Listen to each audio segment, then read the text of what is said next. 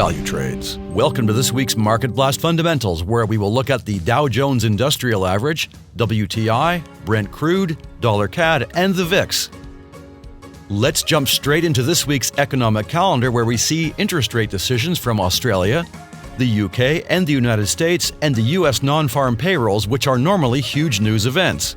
Of course they are, but two events will hold the interest of traders in the US elections and the global problem with the latest coronavirus lockdowns. At the end of this video, you will find a link to last week's video as a guide to the US elections. All major global stock indices are lower today on COVID fears, with the Dow Jones Industrial Average falling back to the 200-day moving average. Also, both Brent crude and WTI have fallen back to the $36 and $34 ranges respectively on fears of lower demand during lockdowns and curtailed air travel. As usual, any news on a coronavirus vaccine could change all this quite quickly, so traders will be monitoring the news on this.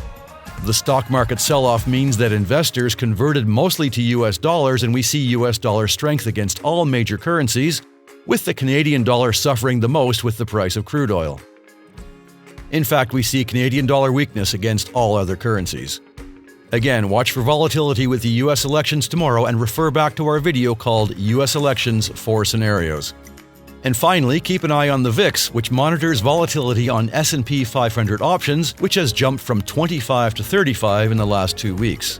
That's all for now. Happy trading with value trades, and we will see you tomorrow. CFDs and FX are leveraged products, and your capital may be at risk.